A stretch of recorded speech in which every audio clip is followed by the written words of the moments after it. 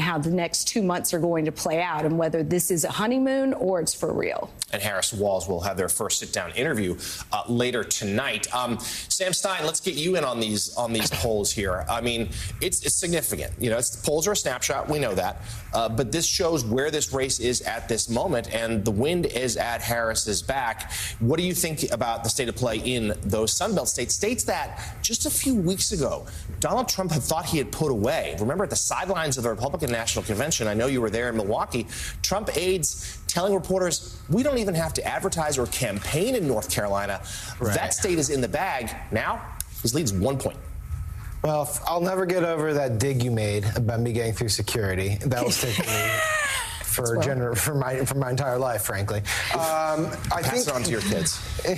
They'll remember it too. They're watching, I'm sure. I think to your point, look, we all know that the race has been reset, but the way in which it's reset, I think, matters here. And by that, I mean, when you have 3 states that are critical to the election, it narrows the field for Trump.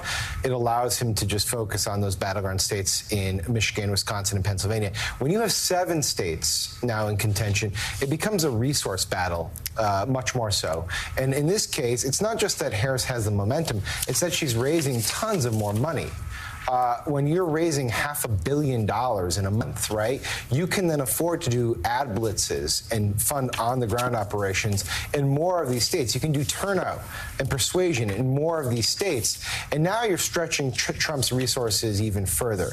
And so, yes, there's more maps, but in addition to, more pathway to 270. But in addition to the pathways to 270, you also benefit from the fact that you have a lot more money and can afford to play in all those states. And Trump now has to be on the defensive. I mean, not only do they not want to spend in Arizona, Georgia, they don't want to spend in North Carolina. And they're going to have to do that now. It doesn't mean Harris is going to win those states, but it does make it more likely for her to pick off enough states to get to 270 now. Yeah, and then Harris, of course, spending time in Georgia on a bus tour and then a rally right now. So here's how Fox News chief political anchor Bret Baier reacted to his own network's polling yesterday, with a close eye, indeed, on one of those key swing states. Georgia remains. It was the closest contest in 2020, decided by less than 0.25 percentage point in favor of President Biden. Our recent polling showed the widest gap, 6 points, for former President Trump over President Biden. But now that has closed. Harris has a 2-point lead in our latest poll. It's expected to be a close race. That's obviously within the margin of error, but both candidates are spending a lot of time in Georgia, and if that lead holds, she wins Georgia, she wins the presidency of the United States.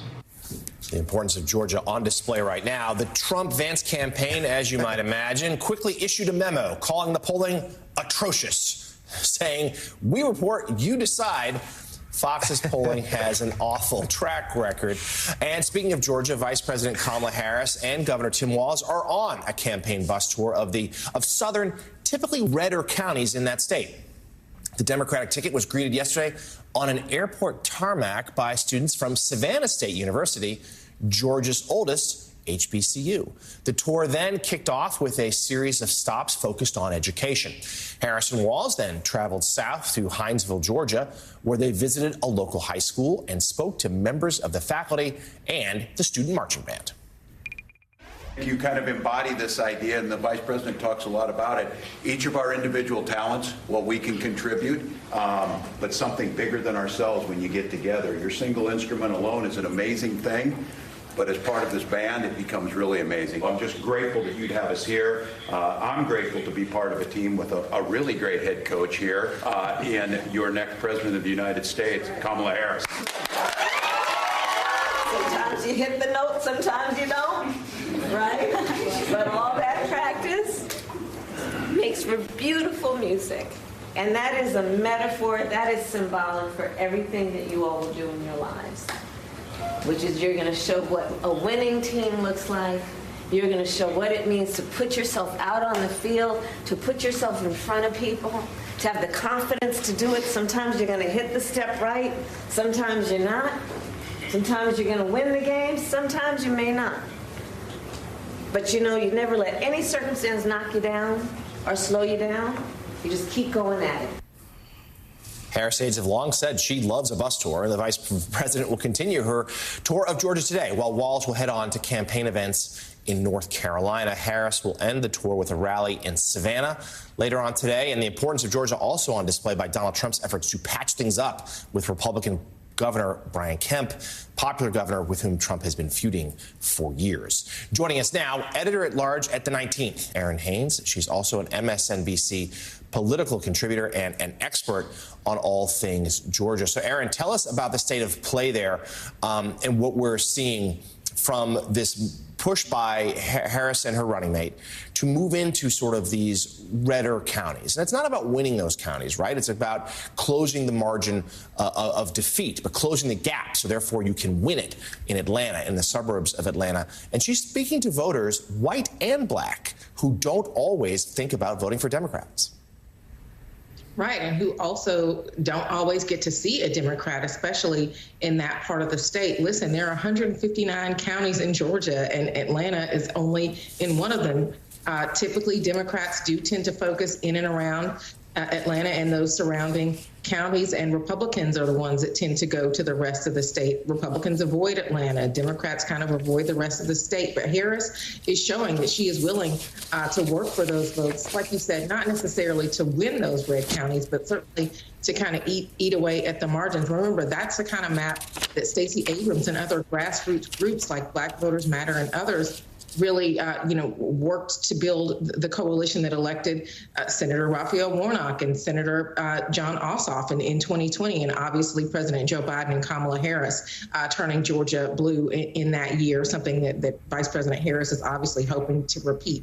Listen, I mean, you have people in that part of the state that are concerned about affordability, about opportunity, and so to hear, Coach Walz and Vice President Harris really down there trying to rally them, bringing some of that joy also in the form of encouragement to an area that they know, a lot of people are still struggling. Kind of trying to strike that balance, I think, was something really important in a part of the country. It shows kind of where they are coming out of this convention, focused on the middle class and focused on opportunity for folks like the people in the Savannah area these 2 days. Erin, it's Ali Vitale. I'm glad that you're with us because we started our 5 a.m. hour with our friend and a colleague of yours, Jen Gerson, talking about the messaging around freedom to try to appeal to some moderate white women that might not typically vote Democrat. Can you talk about the impact of that kind of a message around freedom, around protecting democracy, around reproductive health care that could transcend racial lines among women voters who are going to be so crucial in this election, not just in Georgia, but in battleground states across the country? Such a great point, and thank you so much for highlighting Jen's story, because white women are the largest voting bloc in the country. I think a lot of people don't necessarily realize that. And so a message that appeals to them, particularly in a year where we already knew at the 19th that abortion was going to be on the ballot. Harris has been the Democrats' strongest surrogate on the issue of abortion, tying it to freedom and rights and really just this question of what makes a healthy democracy. That's something that could resonate with a lot of these conservative suburban white women who live in counties that are outside of Atlanta. And so that, could be part of the winning formula that puts Georgia in play. Another thing that I would also note, Republican Governor Brian Kemp is somebody who is very popular with conservative suburban white women. And so I think that probably also has a lot to do with why former President Trump decided that he wanted to make up with Governor Kemp at this time, because the way that he's been speaking about Governor Kemp is something that definitely rubbed a lot of those conservative Georgia women the wrong way. Kemp and his wife even. And we'll see if Trump can maintain. That's right. That's right. And we'll see if Trump can maintain this facade of a truce there with the governor with whom he has been so angry for so long. Erin, we want to get to your most recent piece in the 19th. It has this title: "Nothing about this year is normal. It could give Harris a chance at history." And you write in part this: "In many ways, the story of Harris's unlikely journey is one not just of 107 days, but of the last 4 years, and about how far the candidate and the country have come.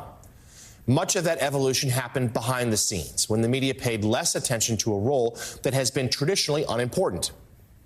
But with a new opportunity to introduce herself after a national reckoning on race, with women continuing to break barriers across society, Could voters choose Harris to break what Clinton calls the highest, hardest glass ceiling?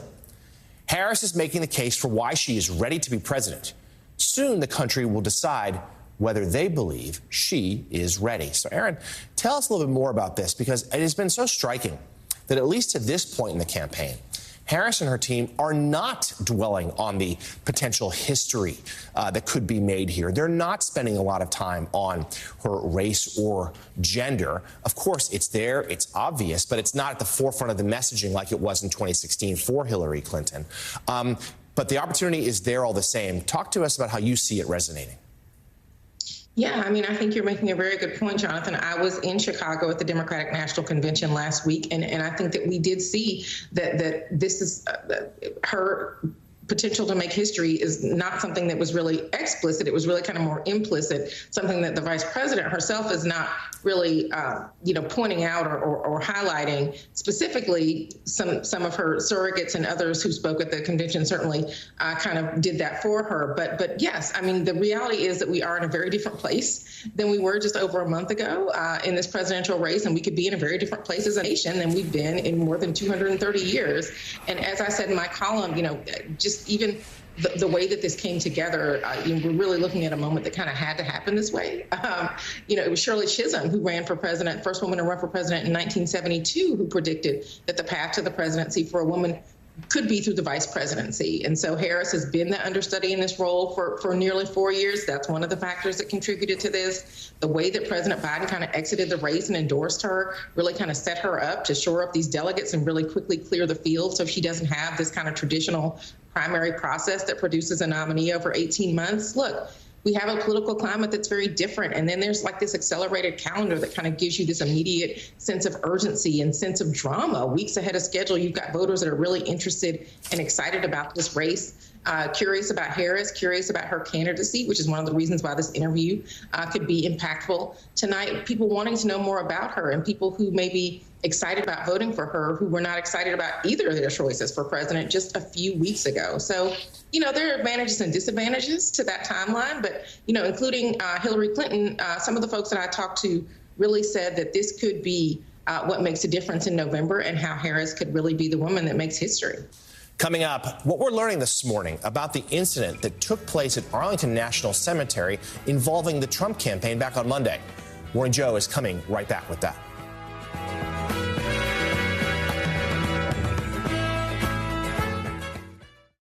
To me, Harlem is home, but home is also your body. Last one, everyone. I asked myself, why doesn't Pilates exist in Harlem? So I started my own studio. Getting a brick and mortar in New York is not easy. Chase Inc. has supported us from Studio 1 to Studio 3. When you start small, you need some big help, and Chase Inc. was that for me. Earn up to 5% cash back on business essentials with the Chase Inc. Business Cash Card from Chase for Business. Make more of what's yours. Leo. He's there when we wake up. He's there when we leave. He's there whenever we come back home from school. He's just there always. Mash it up, doofus. Ever since we introduced him to the farmer's dog, his quality of life has been forever changed. He prefers real, human-grade food. It's like real food. It is. He's a happy dog now. He's a happy dog. He's a happy dog. What will you do when the power goes out? Power outages can be unpredictable and inconvenient, but with a Generac home